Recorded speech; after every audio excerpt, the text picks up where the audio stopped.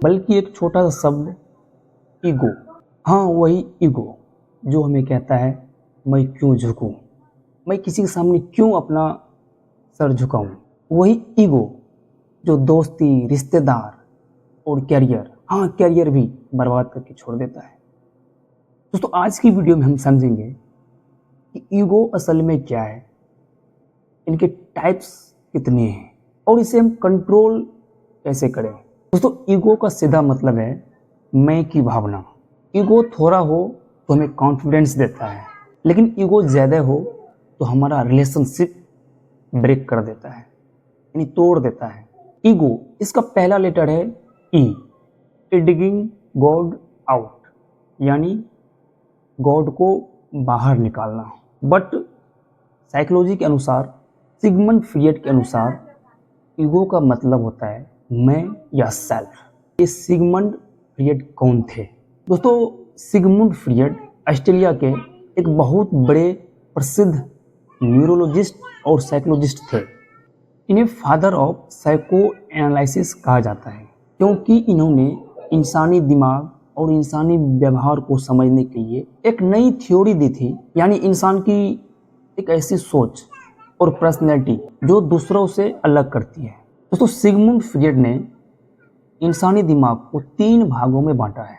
पहला आईडी, दूसरा ईगो और तीसरा सुपर ईगो। दोस्तों, अब हम आईडी के बारे में जानेंगे। आईडी का फुल नाम है इंस्टिंक्ट डिजायर, बिना सोचे समझे अभी जस्ट तुरंत चाहिए वाली सोच, जैसे भूख, गुस्सा और सुख की इच्छा। एग्जाम्पल में, अगर कोई बच्चा भूखा है तो वो रोना चालू कर देगा। रात में अचानक भूख लगी तो आईडी का सिग्नल कहेगा आपके माइंड में, जल्दी फ्रीज खोलो और जो भी मिले मेरे पास लाओ, मुझे खाना है। मीठा खाने की इच्छा, अगर डॉक्टर ने मना भी कर दिया है तब भी आईडी आपको सिग्नल देगा, चॉकलेट है, चॉकलेट खा लो। बच्चा दुकान में खिलौना देखता है और बच्चा का माइंड कहेगा अभी खरीदो वरना मैं चिल्लाऊंगा। दोस्तों, ये आईडी का काम है। जिन्हें इमीडिएट चाहिए, इजी वे में, बच्चे जैसा मन, जिन्हें तुरंत चाहिए, तुरंत संतुष्टि चाहिए, चाहे वो गलत हो या सही हो। दोस्तों, अब हम सेकेंड चीज क्या है, ईगो, रियलिटी चेक करने वाला हिस्सा, सोच समझकर डिसीजन लेने वाला पार्ट, ईगो।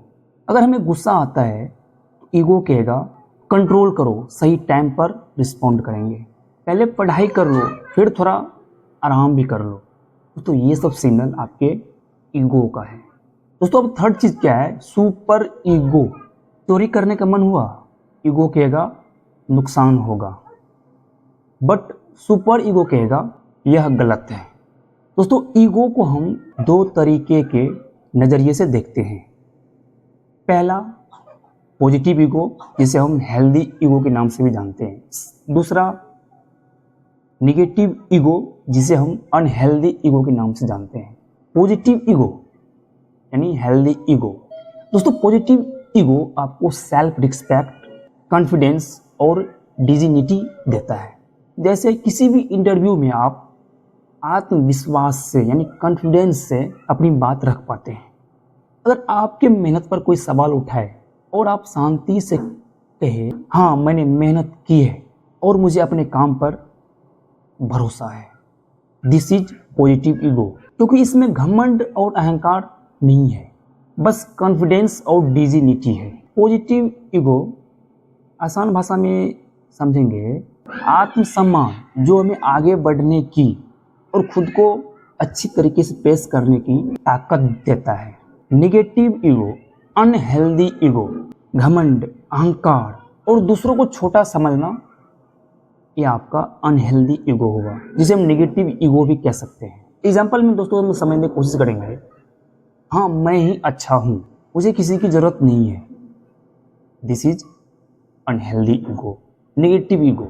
अगर कोई काम में आपने गलती किया और उस गलती को आप एक्सेप्ट नहीं करोगे और आप सोचोगे मैं ही सही हूं, बाकी सब गलत है, इसका मतलब ये है कि आप गलती को भी एक्सेप्ट नहीं करते हो।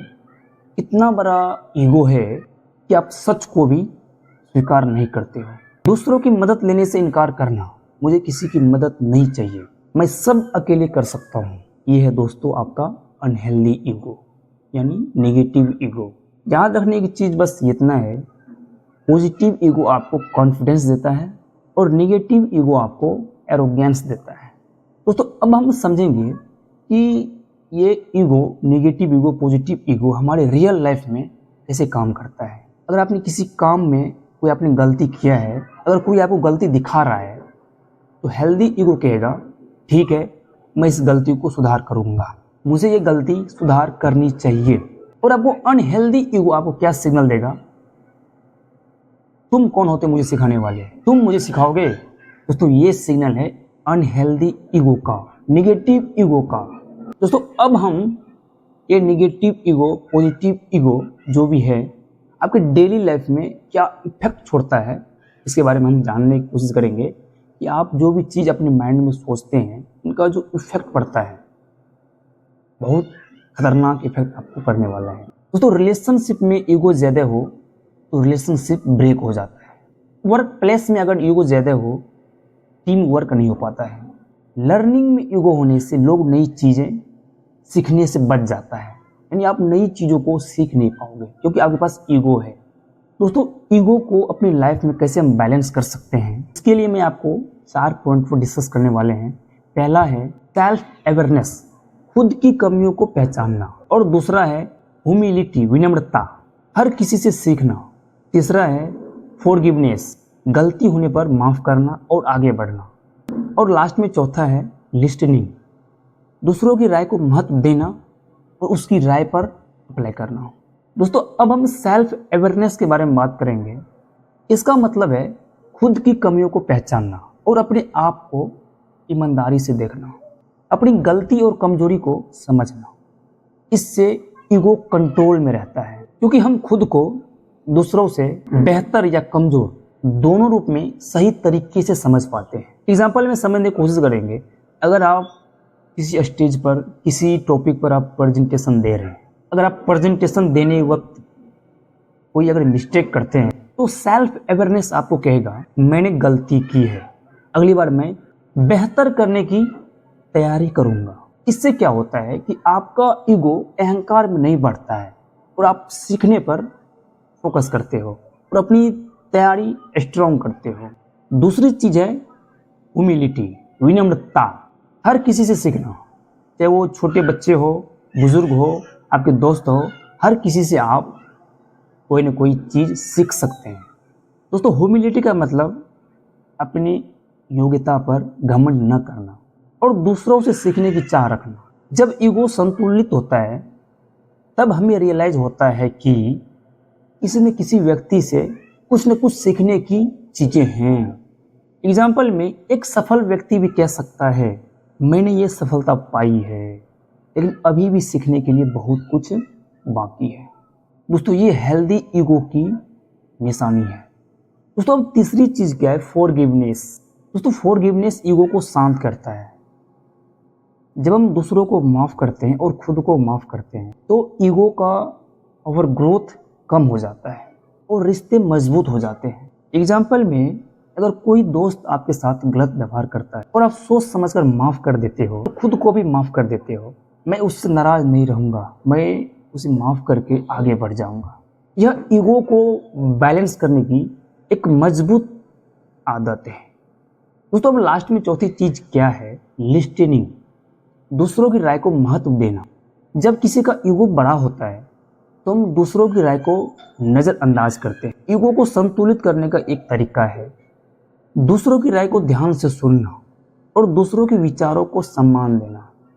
अगर आप कोई टीम वर्क करते हैं तो किसी टीम ने आपको एक राय दिया तो आप सोचेंगे बहुत अच्छा विचार है, मैं इस पर सोचकर देखूंगा। दोस्तों यह दिखाता है कि आपका ईगो नियंत्रित है तो आप किसी से भी कोलैबोरेट कर सकते हैं। दोस्तों आपको ईगो और इसे संतुलित करने का तरीका पसंद आया है तो इस वीडियो को आप लाइक करके बेल आइकन को प्रेस कीजिए और अपने दोस्तों के साथ शेयर करें। नीचे कमेंट में बताएं कि आप ईगो को बैलेंस करने के लिए कौन सा तरीका अपनाएंगे, मैं उसका पर्सनली रिप्लाई दूंगा। ये दोस्तों आज की वीडियो में इतना ही, फिर मिलते हैं नेक्स्ट वीडियो में। तो तक के लिए थैंक यू सो मच।